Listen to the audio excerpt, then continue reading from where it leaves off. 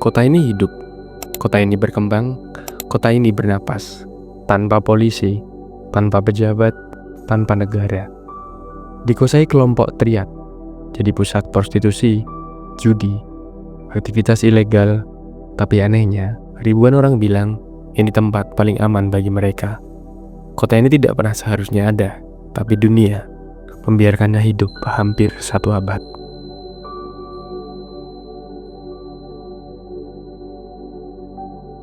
Di sebuah sudut kecil Hong Kong, pernah berdiri sebuah kota yang sebenarnya tidak seharusnya ada. Bukan kota resmi, bukan kawasan legal, dan bukan pula pemukiman biasa. Di balik dinding-dinding beton yang rapat, di lorong-lorong selebar bahu manusia, berdenyut sebuah dunia yang hidup tanpa aturan.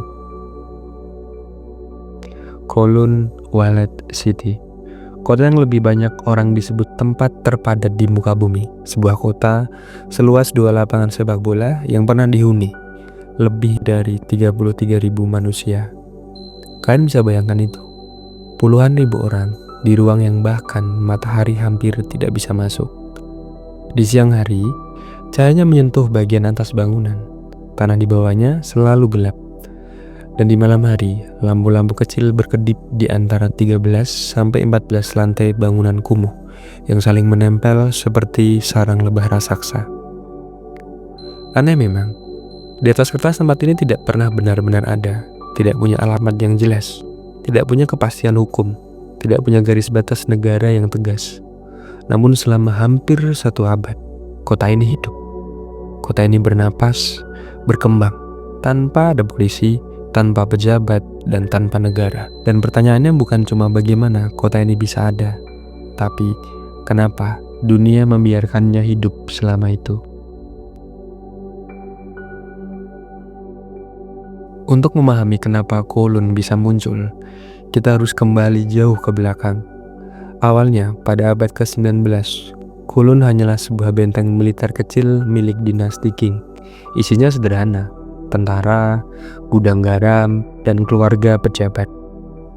Namun di tahun 1898, sejarah berubah. Inggris mengambil alih Hong Kong, seluruh wilayah di sekitarnya ikut dikuasai, kecuali satu tempat, benteng kecil itu. Di atas kertas, wilayah ini masih milik Cina, tapi Inggris menguasai seluruh daerah di sekelilingnya. Dan disinilah masalah dimulai. Siapa yang bertanggung jawab di dalam benteng itu? Cina atau Inggris? Atau tidak ada siapa-siapa? Selama puluhan tahun, 2 negara ini saling diam, saling lempar tanggung jawab. Tidak ada yang benar-benar mau masuk dan mengurusi benteng ini. Dan kekosongan hukum ini menjadi undangan yang terbuka. Bagi siapa? Bagi warga miskin, pengungsi perang, pekerja tanpa dokumen, dan mereka yang tidak punya tempat di Hong Kong, karena Hong Kong saat itu semakin mahal. Di tempat itu, tanpa pajak, tanpa izin bangunan, tanpa pengawasan, benteng kecil itu perlahan berubah menjadi kota tak bertuan. Bukan karena direncanakan, tapi karena dunia lupa menutup pintunya. Secara logika, tidak ada alasan untuk tinggal di tempat seperti ini. Tempatnya gelap, padat, berbahaya. Tapi Kowloon menawarkan 3 hal yang tidak bisa diberikan Hong Kong saat itu. Pertama, hidup di sini hampir gratis, tidak ada pajak, tidak ada standar bangunan, dan yang kedua, tidak ada bertanya, kamu siapa dan dari mana kamu datang. Dan ketiga, ini yang paling penting, komunitasnya saling melindungi. Setiap lorong punya aturan sendiri dan setiap sudut punya wajah yang dikenal. Kowloon menjadi magnet, bukan karena nyaman, tapi karena Hong Kong di luar sana terlalu mahal untuk orang-orang kecil. Bangunan terus ditambah, lantai demi lantai, tanpa arsitek, tanpa izin, tanpa perhitungan keamanan. Hanya satu prinsip, asal masih muat manusia. Dan ketika kota tumbuh seperti ini, pertanyaan berikut muncul. Siapa yang sebenarnya mengendalikan semuanya? Begitu seorang masuk ke Kowloon, rasanya seperti meninggalkan dunia normal. Lorong-lorong selebar 2 bahu, basah, licin, dipenuhi kabel listrik yang saling silang tanpa aturan. Langit hampir tidak pernah terlihat, karena jarak antar bangunan kadang hanya 30-40 cm. Di dalam kegelapan ini, ribuan kehidupan berjalan bersamaan. Pabrik makanan kecil, tukang gigi ilegal, bengkel, toko mie, rumah bordil, tempat judi, dan rumah keluarga. Semuanya menumpuk di ruang yang sama. Lantai bawah adalah dunia paling gelap. Lantai tengah tempat tinggal, dan atap adalah surga kecil. Satu-satunya tempat di mana matahari terasa normal. Anak-anak bisa bermain, baju bisa dijemur, dan orang tua duduk mengobrol. Kelihatannya kota ini kejam, tapi di dalamnya ada kehidupan yang sangat manusiawi. Karena negara tidak masuk, kekuasaan akhirnya diambil oleh sekelompok lokal. Pada tahun 1950 hingga 1980, dua triad besar berpengaruh di sini. Ada kelompok Sun Yi-on dan 14K. Mereka mengatur perjudian, prostitusi, narkotika, dan memungut uang keamanan untuk warga. Tapi anehnya, banyak penduduk berkata hal yang sama. Mereka menjaga kami. Selama kami tidak mengganggu bisnis mereka, kami aman. Dan di balik kekacauan ini, kota punya sistem sendiri. Air dialirkan manual, listrik disambung liar tapi stabil, sekolah kecil berjalan, dan klinik murah beroperasi. Memang tidak resmi, tapi berfungsi. Di luar terlihat kacau, dari dalam justru teratur dengan caranya sendiri. Di luar Kowloon tampak seperti kota yang kriminal, sarang narkoba, tempat prostitusi, tempat gelap yang seharusnya dihapus. Tapi konflik sebenarnya tidak sesederhana itu. Konflik pertama, kota ini hidup karena kemiskinan Hong Kong. Hong Kong berkembang sangat pesat, sehingga ekonominya jadi tinggi. Tapi biaya hidup juga ikut melonjak. Banyak keluarga tidak bisa menyewa rumah legal. Kowloon menjadi tempat pelarian murah. Kota ini bukan pilihan, tapi kebutuhan. Dan konflik kedua, kota ini bukan sepenuhnya kriminal. Di dalam ada tukang pijat, penjual tahu, guru kecil, pedagang ikan, dan keluarga besar. Ratusan profesi biasa, tapi media barat lebih suka menyebut Kowloon sebagai City of Darkness. Negara takut masuk. Konflik ketiga, jika Cina masuk, muncul konflik dengan Inggris. Tapi jika Inggris masuk, muncul konflik dengan Cina, dan hasilnya kota dibiarkan hidup sendiri dengan aturan sendiri.